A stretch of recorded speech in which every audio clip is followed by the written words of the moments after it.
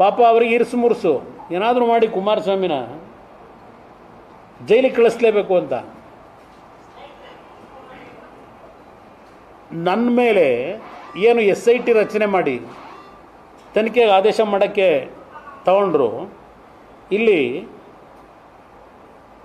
Supreme Court ಏನು ಹೇಳಿದ್ರು, special investigation team to make a thorough investigation with regard to the allegations which has been made in the complaint against the petitioners. ಒಂದು ಅದಕ್ಕೆ ಕಂಡೀಷನ್ಗಳು ಹಾಕಿದ್ರು. It was further directed that the SIT shall file a report before the court in respect of the investigation, so to be carried out within a period of 3 months. 2017 ಕೊಟ್ಟಿದ್ದು from the date of order 2017, ಇವತ್ತು 2024. It was made clear that no other court shall pass any other orders with regard to these matters till the matter are finally decided by the Honorable Supreme Court. It was directed that the interim order dated 16/11/2016 passed about SM Krishna shall continue ಅಂದರು. ಅವ್ರಿಗೆ stay continue ಮಾಡ್ಕೊಂಡ್ರು. ಇದು ತನಿಖೆ ಅಂತ ಆಯಿತು. ಇಲ್ಲಿ ಉದಯವಾಣಿ ಕೊಡೋಣ ಸುಮ್ಮನೆ ಪಾಪ ಇದನ್ನು ಬರೆದಿರಿ ಪಾಪ. ಉದಯವಾಣಿ ಇಲ್ವಾ? ಇವತ್ತು ನೋಡಿದೆ ಈ ಸಂಬಂಧ 15ರಲ್ಲಿ HDK ಬಂಧನ ಜಾಮೀನು. ಇದು ನನಗೆ SITನಲ್ಲಿ ಒಂದು ನೋಟಿಸ್ ಕೊಟ್ಟರು.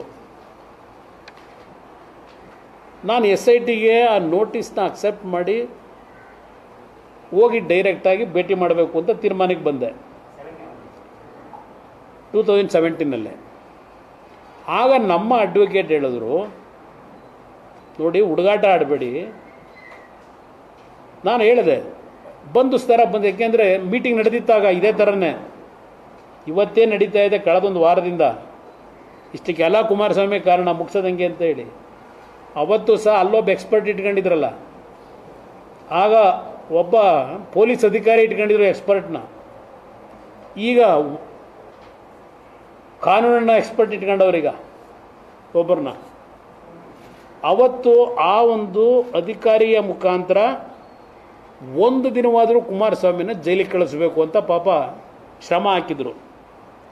ಕೊನೆಗೆ ನಮ್ಮ ವಕೀಲರುಗಳ ಸಲಹೆ ಮೇರೆಗೆ ಜಾಮೀನು ತಗೊಂಡು ನಂತರ ಹೋದೆ ಕೋರ್ಟ್ ಇದಕ್ಕೆ SITಗೆ.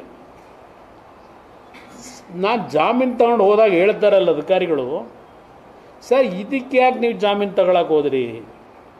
ನಾವು ನಿಮ್ಮ ಹತ್ರ ಒಂದು ಸ್ಟೇಟ್ಮೆಂಟ್ ತಗೊಳ್ಳೋದಕ್ಕೆ ಬರಲಿಕ್ಕೆ ಹೇಳಿದ್ದು ಅಷ್ಟೇ ಸರ್, ಇದಕ್ಕೆಲ್ಲ ಜಾಮೀನು ಬೇಕಾಗಿರಲಿಲ್ಲ ನಿಮಗೆ ಅಂತ ನನಗೆ ಹೇಳಿದ್ರು. ಆದರೆ ನನ್ನ ಹೇಳಿಕೆ ತಗೊಂಡ್ರಲ್ಲ, ಅವ್ರ ಫೈಲ್ ಬಿಲ್ಡಪ್ ಮಾಡಿದ್ರಲ್ಲ, ಅವರು ಎಲ್ಲಿ ಫೈಲಲ್ಲಿ ಏನು ಹೇಳ್ತಾರೆ, during the time of the reply given by Kumaraswamy we arrested Kumaraswamy and then we released ಬರ್ಕೊಂಡವ್ರ ಫೈಲಲ್ಲಿ. ಅದನ್ನೇ ಪಾಪ ಉದಯವಾಣಿಲಿ ಇವತ್ತು ಬರೆದಿರೋದು, ಕುಮಾರಸ್ವಾಮಿ ಬಂಧಿಸಿ ಜಾಮೀನು ಅಂತ ಹೇಳಿ. ಇದು ನಡೆದಂಥ ಘಟನೆ. ಅವತ್ತು ಏನಾಗಲಿಲ್ಲ, ಕೇಳಿದ್ರು, ಅವ್ರೇನು ಕೇಳಿದ್ರು, ರಿಟರ್ನ್ ಸ್ಟೇಟ್ಮೆಂಟ್ ತಗೊಂಡ್ರು, ಬಂದೆ ವಾಪಸ್ಸು. ಜಾಮೀನು ಇದ್ದಿಲ್ಲ, ಅವತ್ತು ಅರೆಸ್ಟ್ ಮಾಡೋ ಪ್ರಯತ್ನ ಪಟ್ಟಿದ್ರು. ಅದು ಒಂದು ಭಾಗ. ಇಲ್ಲಿ ಸುಪ್ರೀಂ ಕೋರ್ಟ್ ಹೇಳಿದ್ದಲ್ಲ, 3 ತಿಂಗಳೊಳಗೆ ತನಿಖೆ ನಡೆಸಿ ಕೋರ್ಟ್ ಮುಂದೆ ಬನ್ನಿ ಅಂತ ಹೇಳಿ, ಇನ್ನು ಯಾವ ಕೋರ್ಟ್ ಮುಂದೆ ನೀವು ಹೋಗಬಾರ್ದು ಅಂತ ಹೇಳಿ. ಇವರು SIT ಅವರು ಮತ್ತೆ ಒಂದು ಸ್ಟೇಟಸ್ ರಿಪೋರ್ಟ್ ಹಾಕ್ತಾರೆ 26/2017